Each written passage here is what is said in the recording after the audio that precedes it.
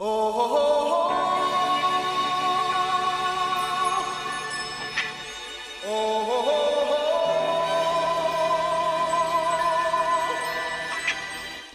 listening to Phone Booth Fighting, and absolutely free, and as much and as often as we can, twice weekly, podcast that covers the world of mixed martial arts and so far beyond. I am Richard Hunter.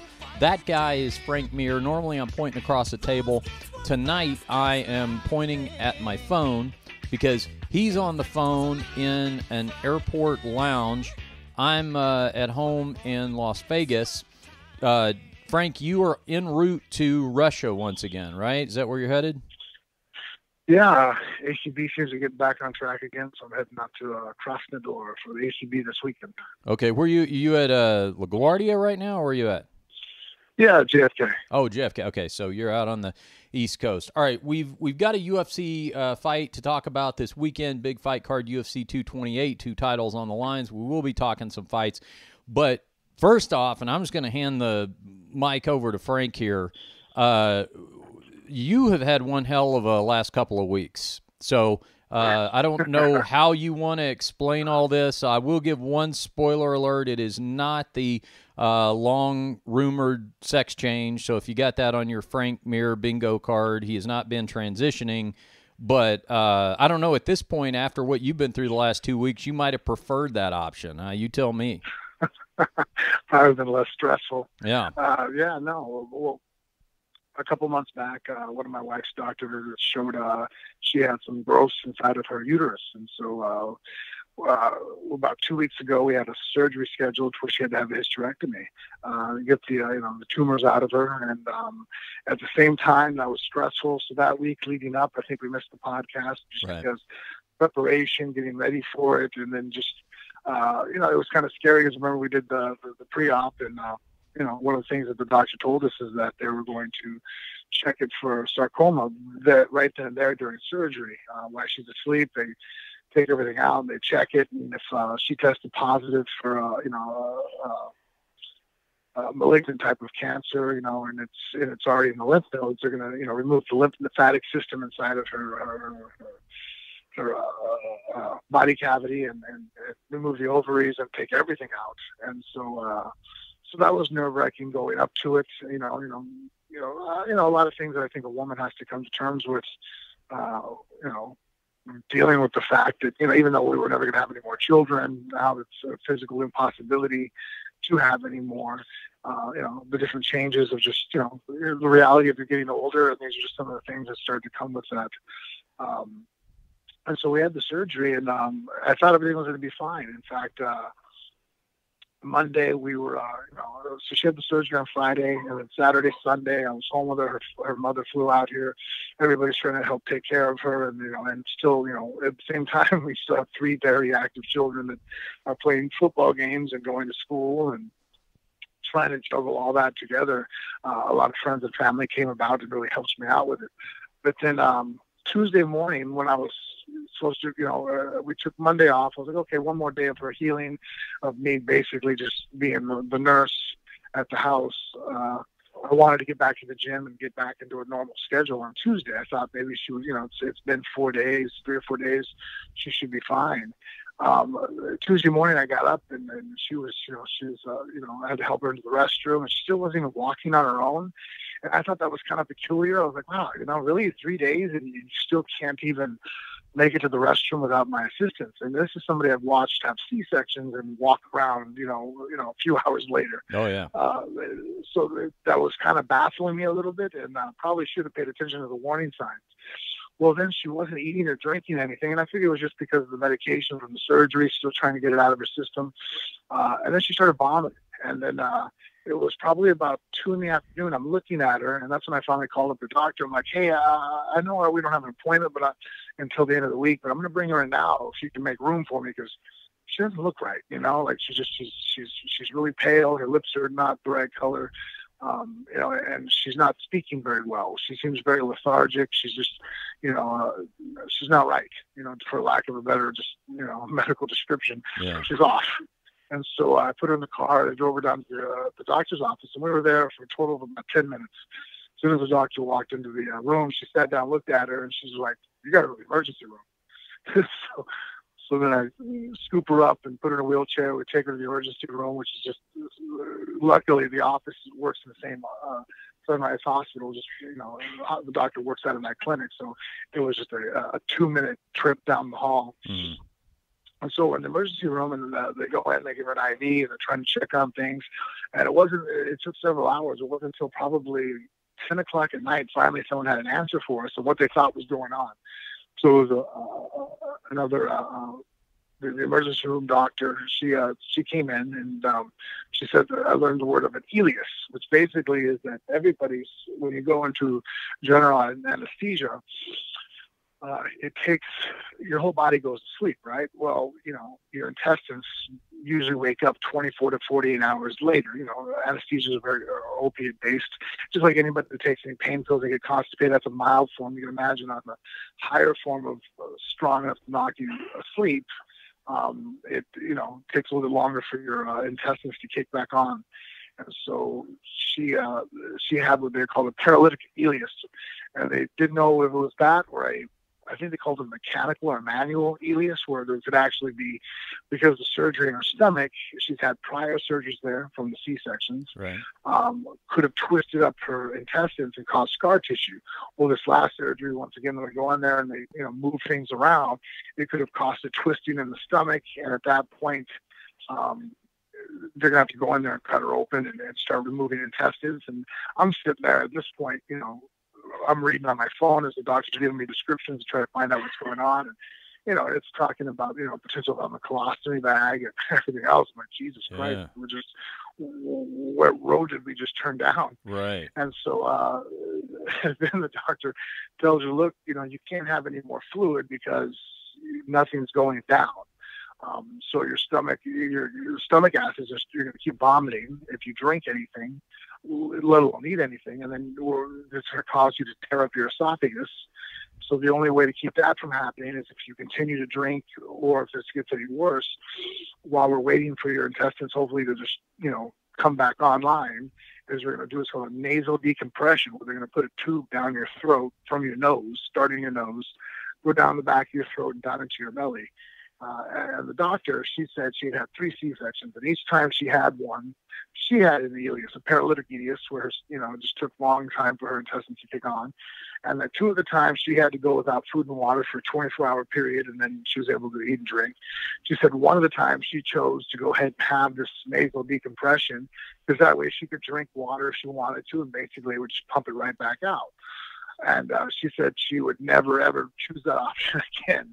It was extremely painful, and just, imagine having a tube driven down the back of your throat, starting in your nose.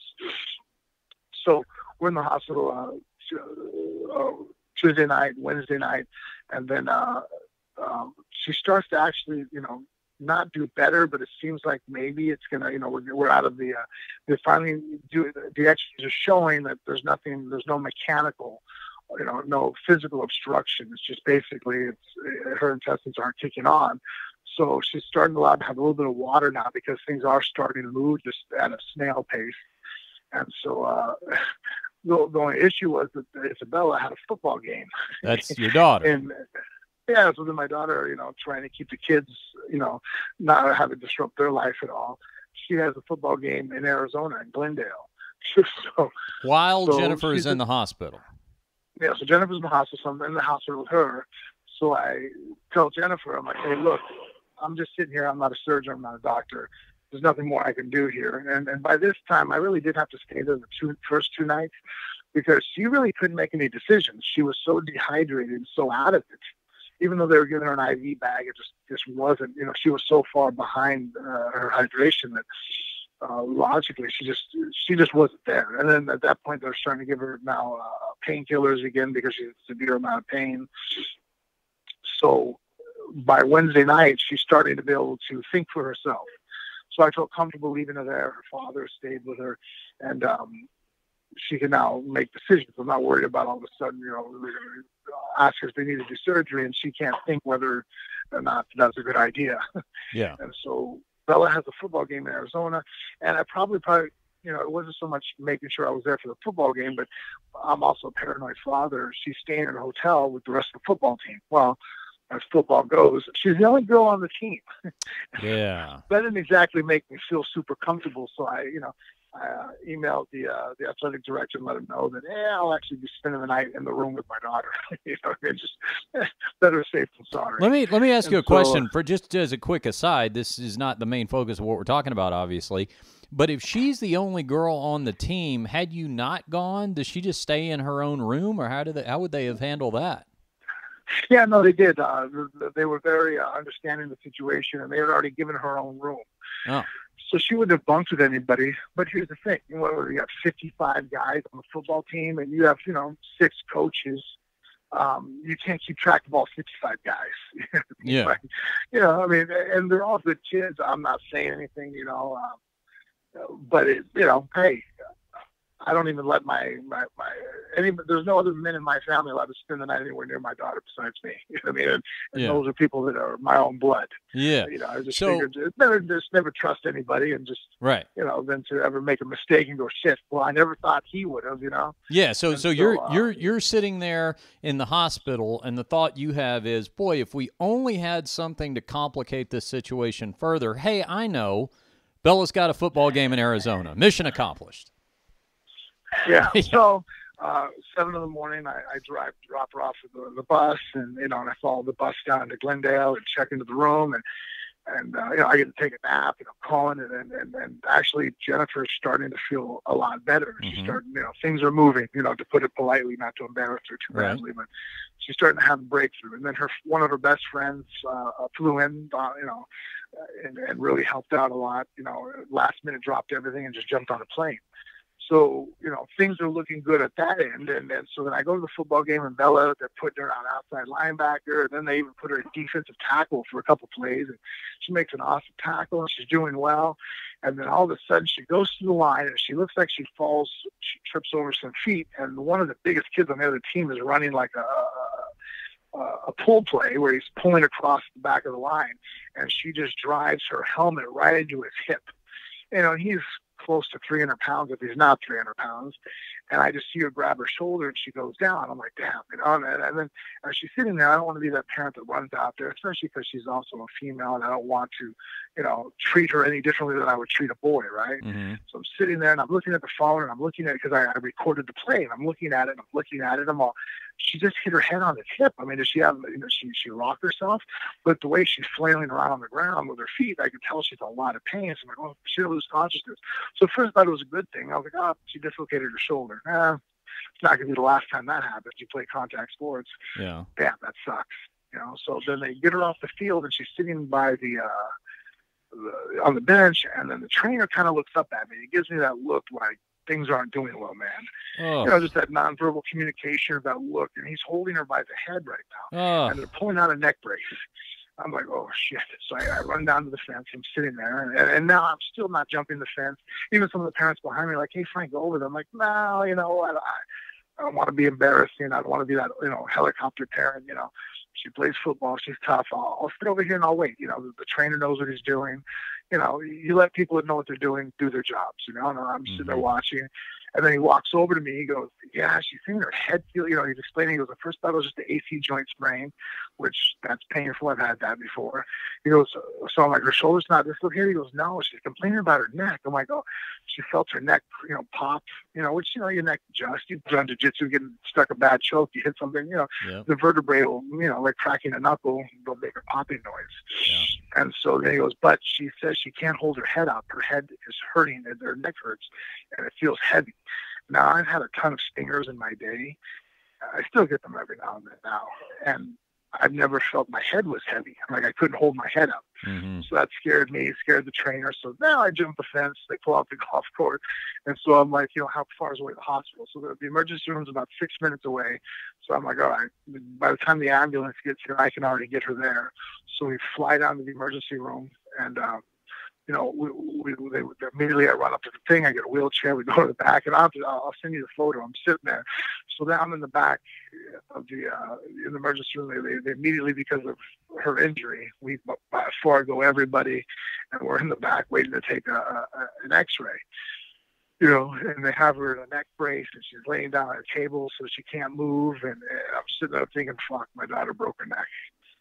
My 15-year-old kid, because, and so then I'm just beating the shit out of myself. I hate the fact she plays football. I don't want it. Honestly, football scares the hell out of me for all the kids because, it's a very injury-prone sport. Right. And so, but they love it. I love the sport. I get it. You know what I mean? So I'm sitting there going back and forth, I shouldn't have let her do it. Well, if I start doing this now, I'm going to put her in a box and, life shouldn't be lived that way. So you're constantly, these arguments back and forth. Well, then Jennifer calls me. She's had a breakthrough. She's off. She's like, I haven't taken the pain medication for 8 hours. I feel so much better. The doctor just came in. I'll be going home in the morning. I'm like, okay, cool. All right, cool. And then she just tells me my tone of my voice. She's like, oh, what's going on? Well, I'm just sitting here with Bella. She's like, okay, how'd you do? I'm like, she did great. Okay. So what's going on? So then I was like, all right, fuck. I was trying not to tell you because, she doesn't handle things as well as I do when it comes to this, I explained the situation, what's going on, and she's upset. And so, but I wish we could have delayed the phone call for another hour so I'd had some good news.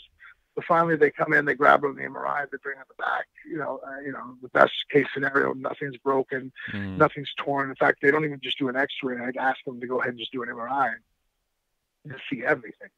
So that way we were able to, check out, make sure that there's no nerve damage, no soft tissue, nothing's torn, see as much as possible, And so she comes back with just severe stinger, they think she just, really just wrenched her neck to the side, her brachial plexus, the nerves just went nuts. And so she's still in pain now. And it's been, since Thursday, it's going to be almost a week tomorrow. She's just going to kick this week for a little bit. I've ordered some different kind of neck brace, cowboy collars and whatnot off the internet. I got on Amazon in the hospital for 2 hours trying to find the best collars. I mean, at this rate, you ought to just keep some of those around anyway. You look at the statistically speaking, this last couple of weeks, 40% of the Mir family was hospitalized, and that didn't include the member of the family that's a professional fighter. Yeah, right.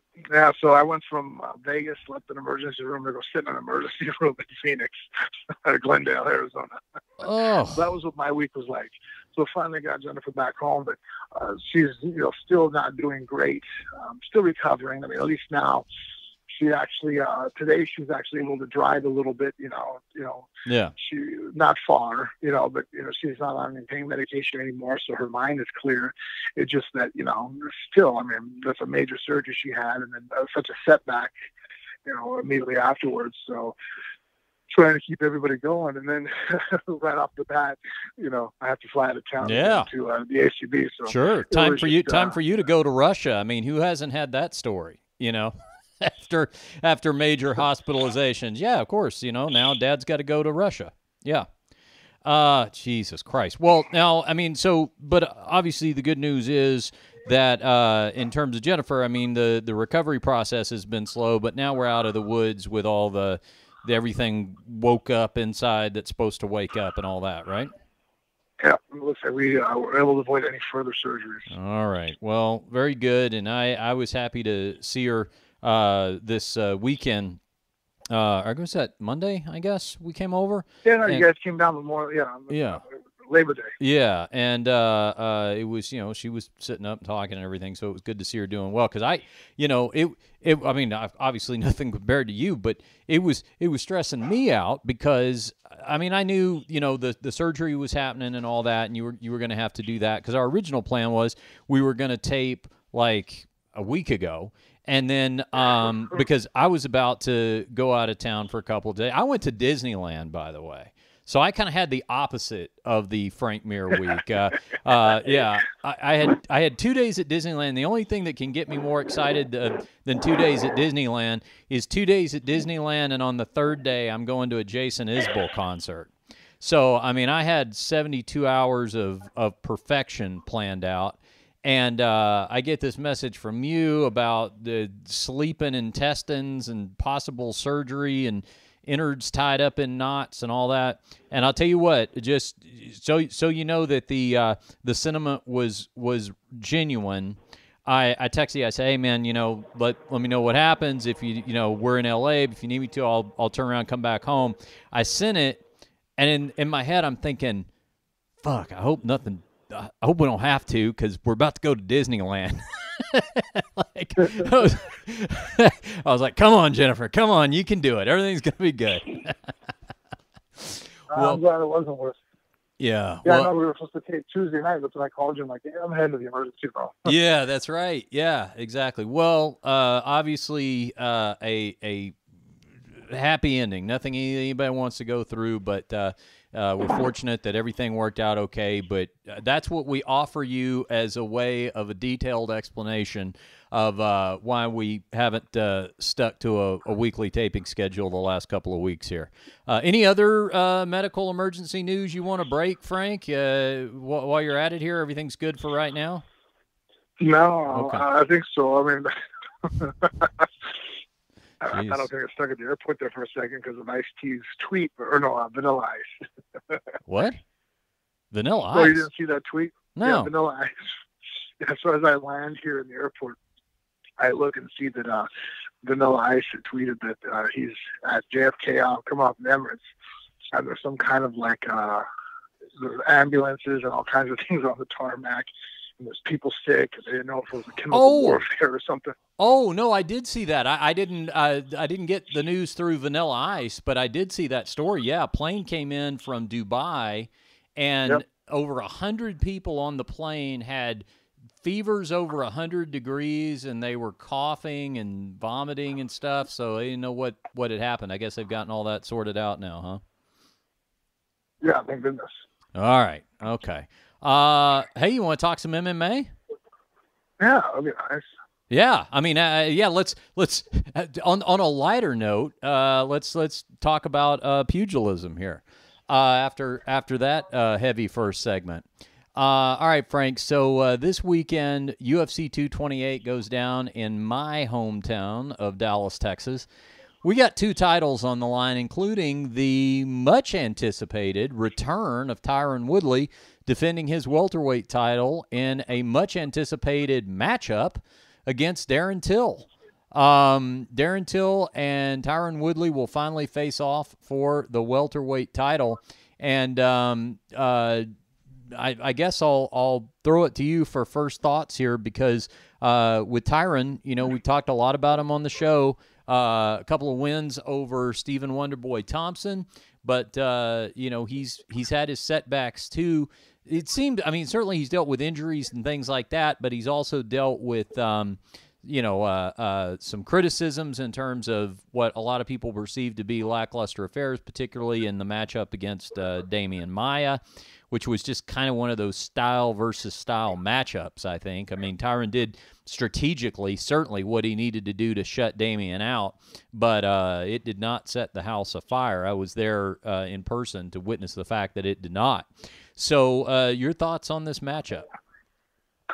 You know what? I just think that I have a feeling that, Woodley still is going to use his superior wrestling and his ability to just smother and not take chances. He said so himself. He's the champ, and he doesn't want to lose that belt. So I think he is a much better striker than people are remembering him for. If we go back, he viciously knocked out Robbie Lawler. True. The guy has phenomenal power, great speed in his hand. He was really a dual threat before winning the title. With hands, with takedowns, he could just, it was really a person that you had to worry about. You got to change levels. He might be taking you down. He might be trying to take your head off.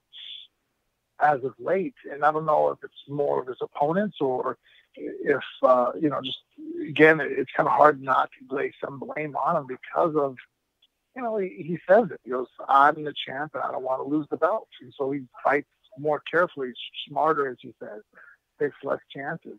And so I think that doesn't bode well for Till, who, he's English to begin with. The guy's from Liverpool, not the strongest wrestling background in the world coming from that area. Yeah.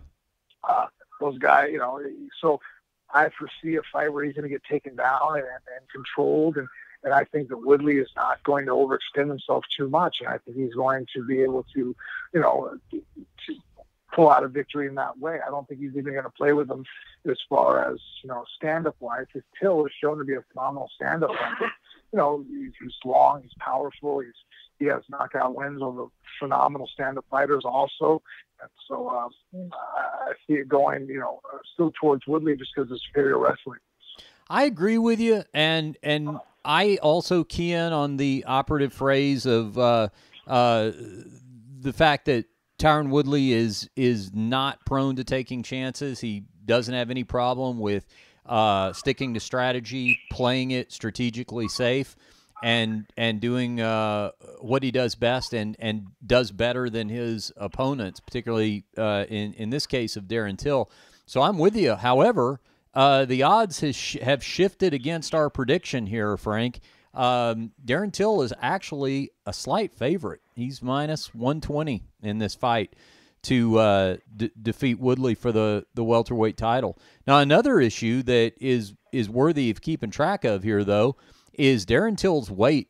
He has a hard cut to get to 170, and, of course, this being a title fight, he's got to hit 170 on the dot. As of this morning, it was reported that he weighed 182, which is the same weight that he weighed when he fought Cowboy Cerrone at this point during fight week. And, of course, he made weight for that fight against Cerrone. But he's missed weight in the past. So, I don't know. I don't know if that is something that he's gotten past or something that could become a problem for him again. But, sometimes guys who have had, guys who walk around really big to begin with and have had issues with that in the past, sometimes, even though it's not one fight after the next, sometimes those issues do rear their head again. Yeah, I think he's just a large welterweight. I don't think it's ever going to be an easy cut for him. So I think it's always going to be an issue that he's going to face.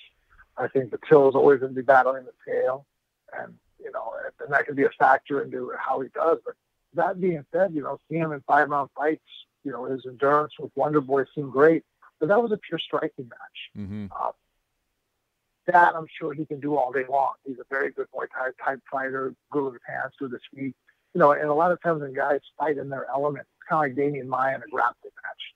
Mm-hmm. You're probably never going to get him tired in a grappling match. Right. He'll grapple all day long. Now, you get him to stand up and strike, even though he's a proficient striker, that's not his forte, not his first go-to move. Guys tend to, when they have a strong background, and they're not just a general mixed martial artist, but they have that rudimentary, foundation. They typically can, fight like that a lot longer than they can in the other areas because they're very efficient that way. And so that, again, could still, spell disaster for Till if, I think he's going to be in a wrestling match, right? Just like, Olivier was able to, in that fight, really pin him against the fence. And Till really wasn't really able to get off, and in the second round, he was able to, obviously turn the fight around, was able to, win. But as far as him getting himself off the cage, he didn't really do a great job of that. And that's against the guy who's not a phenomenal takedown artist. If he gets pinned against the cage like that against Woodley, he definitely ain't getting off the cage, and he couldn't get off his Woodley. And then I think he's actually going to get taken down. That's one of the worst areas you get taken down in a fight. And Woodley is a powerful guy who, he can do some serious damage from the top and still stay very conservative. Yeah. Moving on to the co-main event, and this is a really curious situation here on paper with the UFC. The co-main event is fairly newly minted women's flyweight champion Nico Montano defending against Valentina Shevchenko. Now, Shevchenko has challenged Amanda Nunes twice, has lost very close decisions to her. So she actually competed as an undersized bantamweight before dropping down to 125 once the UFC created that division. And she won a fight via submission after dropping down to flyweight. She's taken on Nico Montano. Now, if the situation, for fans who don't recall, is Nico became a champion by being crowned the inaugural women's flyweight champion on a season of The Ultimate Fighter, and she hasn't defended the title since. So, first of all, she came in as an unknown because she was coming in from outside the organization when they put the cast together. She was also unheralded. I mean, she was upsetting people on that. I can't remember exactly originally how she was seated, but it was low, and she was working her way, against the odds all the way up to the championship. She ended up fighting Roxanne Modafferi in the championship because Sarge, the woman who was supposed to be challenging her, was unable to compete. So Roxy, who was on the undercard, ended up getting bumped up to the title shot. And, she defeated Roxanne, but Roxanne certainly had her moments in that. Now, of course, Roxanne's a veteran, and that was a tall test for her. But we haven't seen her compete since that night of The Ultimate Fighter. So because of that, presumably, and because of the fact that Valentina Shevchenko is so battle-tested and has been so competitive at 10 pounds heavier as a bantamweight, get this, Frank, the challenger, Shevchenko, is a minus 1,600 favorite in this fight. The champion, Montano, comes back at plus 900. I don't know that I ever remember. I mean, first of all, these are astronomical odds. They don't get much more out of whack than this in MMA. And I'll tell you this, I don't think I have ever seen a title fight situation where the challenger was that heavily favored over the champion. I can't think of one. No. I mean, those are pretty extreme odds. Ranking my top 3 or 4, thinking of right now that I can call up at the top of my head. Yeah. But as far as the champion being considered that much of an underdog, yeah, that takes the cake. I challenge anybody to point out one that has a bigger differential in any top organization. Yeah, and, the only thing about it is I wonder how much of that is, Valentina is certainly a proven commodity. But in terms of, and I would expect her to be a favorite, quite frankly, in this fight. But I wonder, on the flip side of that, if there's a component of Montano just being an unknown, just being somebody who came in from the, outside the organization, and even on the show that season was kind of like the Kelvin Gastelum, the one that I don't know if she was literally picked last. I'd have to go back and look, but definitely not somebody that was favored early to win the entire tournament. And then just the fact that we haven't been able to see her fight again in the UFC since that night, part of it may just be that she is still, at least by UFC standards, largely an unknown commodity. Yeah, I think she just, she fit into a weight class at the time that, it's fairly new, and I don't think the competition was as fierce as it's been at bantamweight. But I think that people have seen Shevchenko, and I mean, I think a lot of people even make the argument that she won the fight against the man Nunez. As far as a close decision, going back and forth. So she's a vicious, powerful stand-up fighter who has good skills in all areas. She armbarred Juliana Pena, didn't she? Yes. Yeah, Juliana Pena is a high-level jiu-jitsu girl who's kind of made her career off the ability to submit people. And I think that, if I remember correctly, Shevchenko armbarred her in like 2 minutes of the first round. As soon as she made a mistake, viciously took her arm. Yeah, and Pena was expected to have the advantage on the ground. If you remember that fight, everybody was expecting Shevchenko's. I thought Pena would have the advantage on the ground. Yeah, I think Juliana has a great ground game. Yeah. And so that kind of took me by shock, and it really made me gain a lot of respect for Shevchenko. That she's, she is well-rounded, but she's the bigger, more powerful athlete. I mean, just look at her physique compared to Nico. It looks just like a top-level pro, and Montano just doesn't have that same, aura about her. And as far as if you look at records, I mean, Shevchenko is 15-3, and all of her, her losses, you can name them. You know who they are. Oh, okay. If you start naming off the losses, people are recognizable names. Whereas if you start naming off, Nico Montana has 2 losses, being 6-2. I went back and looked at her record. I had no clue who the 2 girls that she lost to. Mm-hmm. Yeah. Yeah. And, I think it makes sense that she is a favorite, but my gosh, those kind of odds. I mean, I think you would have to go back to like Ronda Rousey as dominant champion to see anything anywhere close to that in terms of that kind of gap in the spread. So right, but the crazy part is that every time that happened, Ronda was champ. This is the first time we've ever. That's the part of the number that really jumps out at me. I don't think we'll probably ever again see a challenger that highly, favored against the current champion.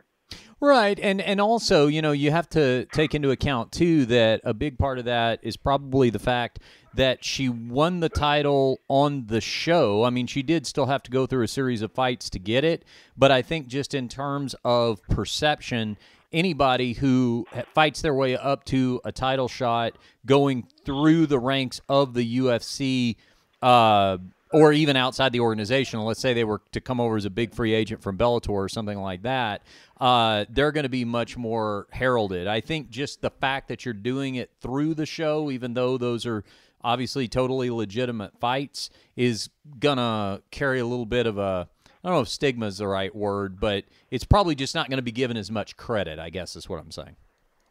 Yeah, maybe. Yeah. All right, well, let's look at a couple of other MMA headlines here before Frank flies off to Russia.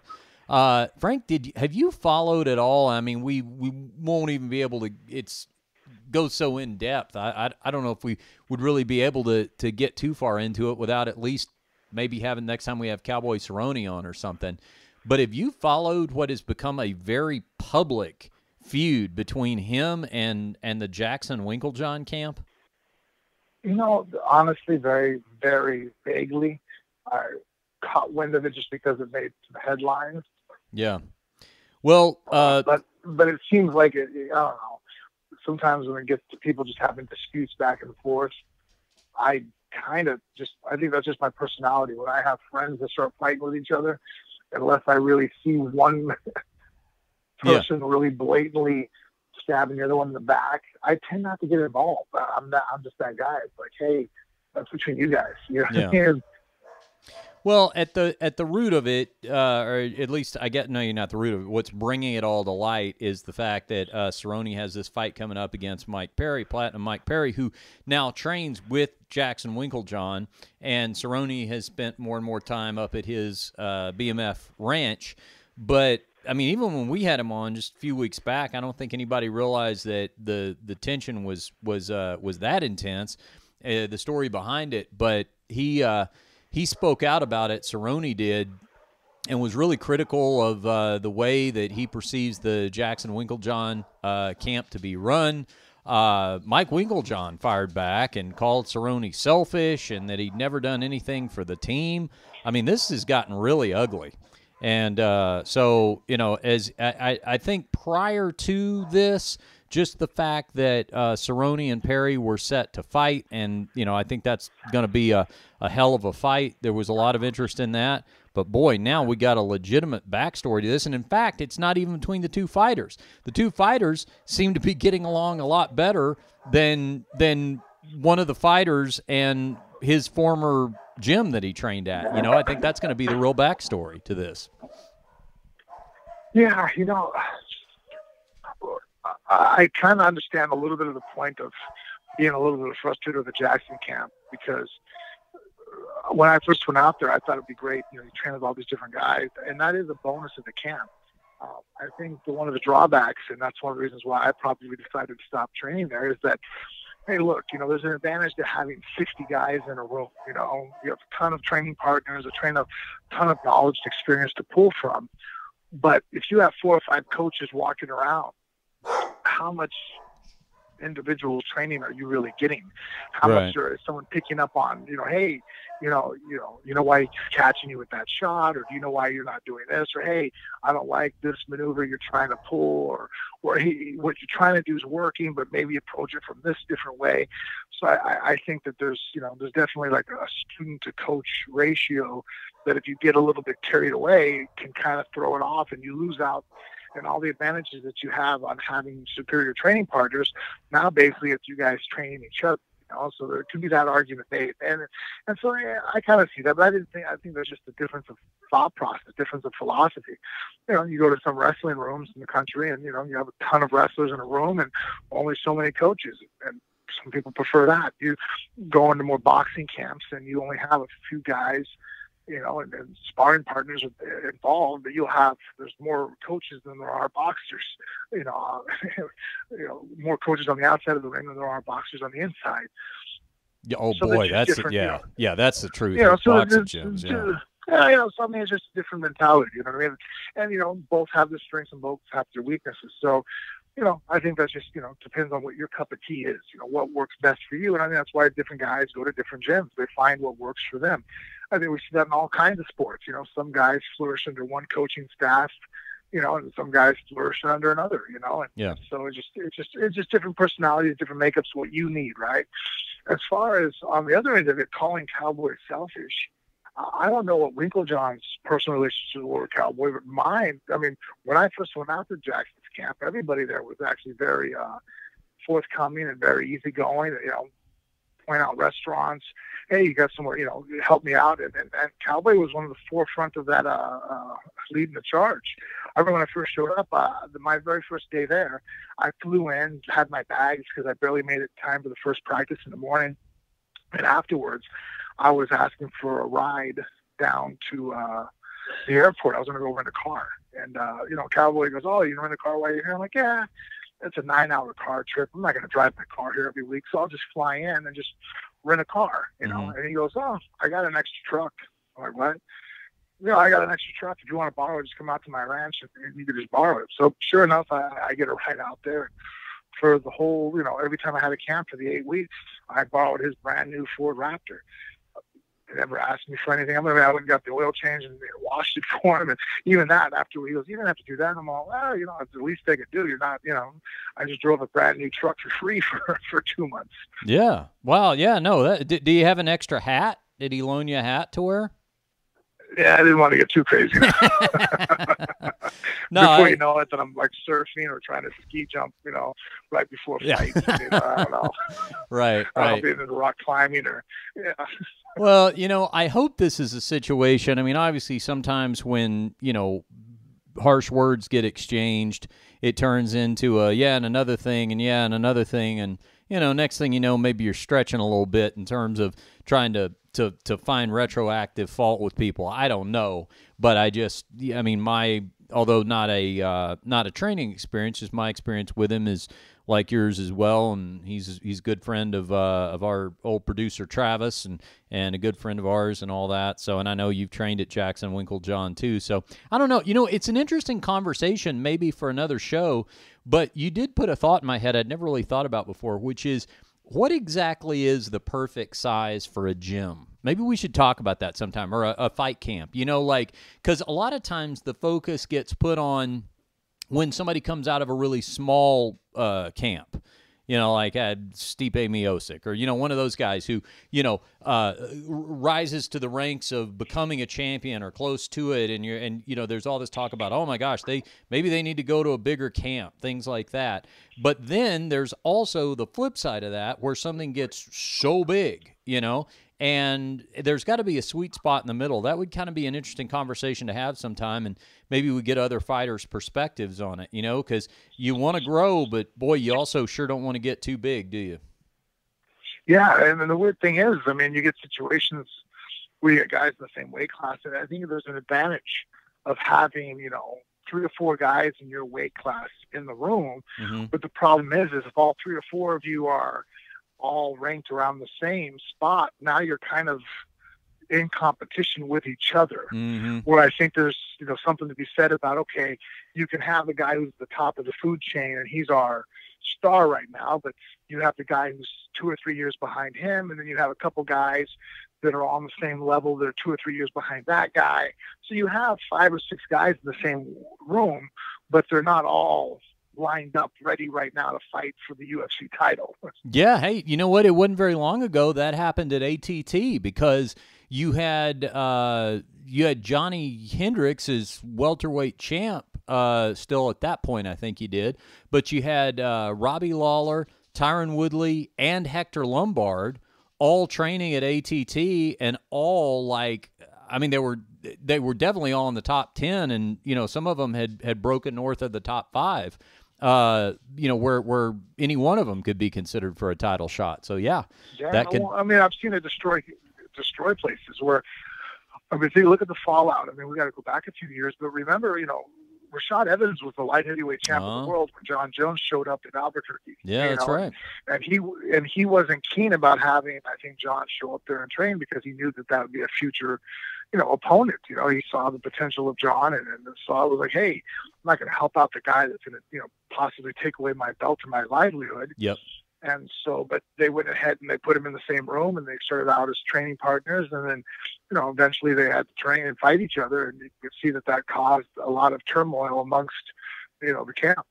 Well, speaking of John Jones, I'm glad you brought him up, and we can end on this and have a little fun, because John Jones gave an interview this week, Frank, to a Russian media outlet.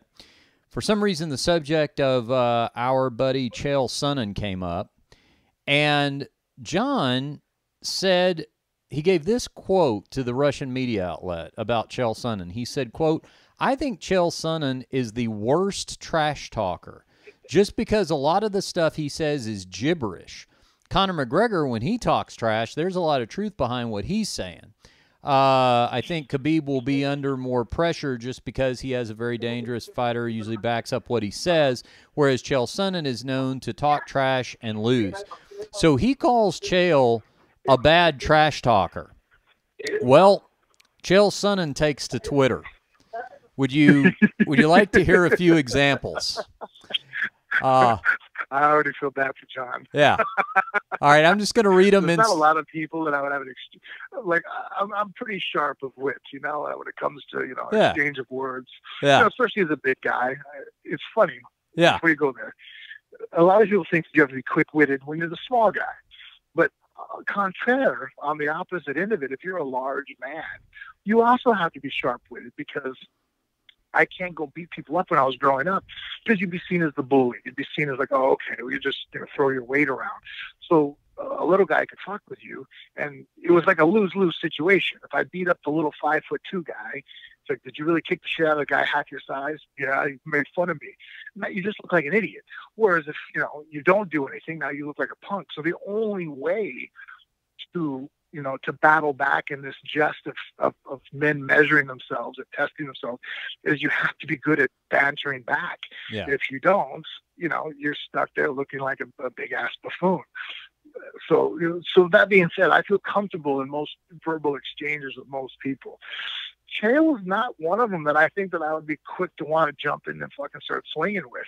No, it was just such an odd claim to make that, that he is not a good trash talker. And the amazing thing about these tweets, Frank, are the timestamps. He was firing these off one per minute, like 8:19 p.m., 8:20 p.m., 8:21 p.m.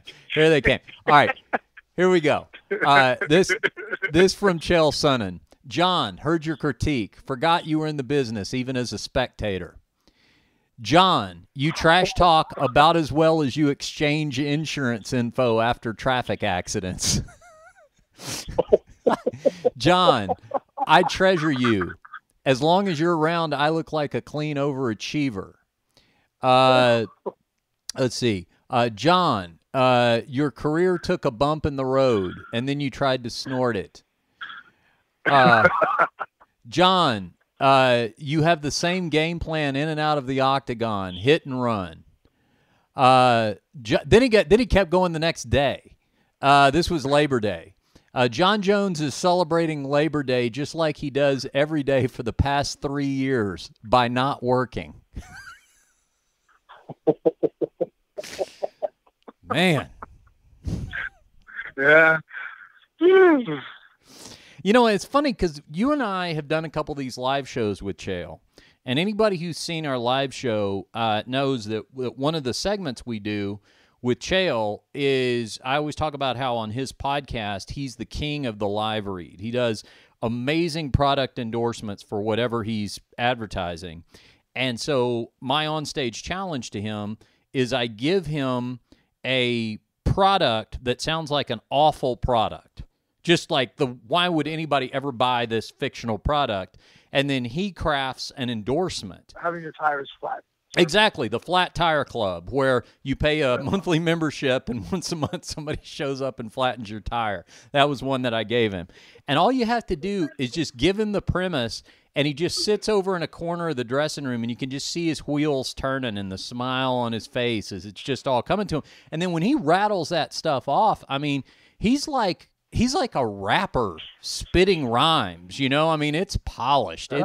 There is no stammer, there is no hesitation. I mean, he is amazing at what he does. So yeah, I didn't quite get that criticism, but obviously he for my money, I mean, I think John Jones is the greatest fighter ever, pound to pound. Mm-hmm. But I think that Chael Sonnen is the greatest trash talker in MMA he's ever seen. I think he's superior to Conor. I think Conor is the best promoter, like as far as all around just star power, like just walk into a room and just everybody relies on him. I don't think there's anybody that can beat Conor at that. The combination of his fighting ability and his ability to talk, just the way he carries himself. You know, just so way that he's made for television. He's a movie star. You know, so I mean that's my thought. You know, so as far as pure trash talking, someone just get up there and just just talk shit. Chael Sonnen is king. Well, and Chael also has a high level of intellectual ability, and I do agree that Conor is great at doing it in sort of a bombastic fashion, but. For example, as compelling as I think a lot of people thought the Conor McGregor, Floyd Mayweather back and forth press conferences were, that would have been no contest going away if that would have been Floyd Mayweather trying to match wits with Chael. No, not at all. Yeah.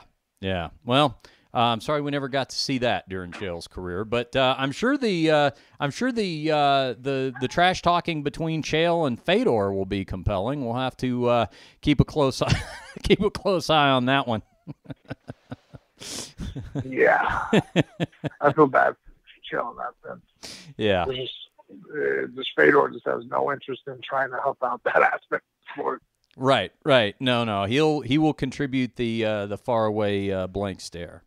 All right, well let's wrap this up, Frank, because you have to go to Russia. Speaking of Fedor, and I got to go feed dogs or something. So let's do that, and you're coming back? When do you come back? I'll be back Sunday night. Okay, because for the first episode of this coming week, I got Jessica Rose Clark teed up to come in studio with us again, because she's got her next fight announced, and so she'll come on, and of course she's your training partner over there at Syndicate MMA and my coach with the Wimp to Warrior program, so she can come in and give an honest, unvarnished assessment at how I'm looking right about week 12 of our 5-month training camp. So you can look forward to that. Glad Jessica was awesome on the show, so it'll be a good way to kick it back. And yeah, hopefully this Monday. I mean, at this rate, I mean, I'm able to leave town for 4 days, and it looks like my household is going to be back under control, and that everything's going to be firing under, so I can get back in. I haven't even taught class in the last 2 weeks. I haven't taught class, trained. It's been just it's been a 2 weeks. Yeah, you've just been a male nurse is all you've had time to do. Well, you're going to come back home. Not even the good kind. Like I'm not even like giving drugs or anything. I'm basically just changing sheets and grabbing water out of the fridge. Well, you're going to come back home, and I'm going to have gotten over there to Stately Mirror Manor, and you're going to find the entire family, all of them wearing helmets, not just the football players, and wrapped in bubble wrap. So we don't have any more mishaps. Good luck with Bella. She's still pissing me right now. Yeah. All right, man. Well, travel safe. I'll talk to you some point over the weekend, and then we'll reconvene Phone Booth Fighting at the beginning of the week with our friend Jessica Rose Clark. How about that? Sounds great, man. All right, buddy. All right, for Frank Mir, I'm Richard Hunter. We'll see you right back here next time on Phone Booth Fighting. Everybody was kung fu fighting. Those kids were fast as lightning. In fact, it was a little bit frightening, but they fought with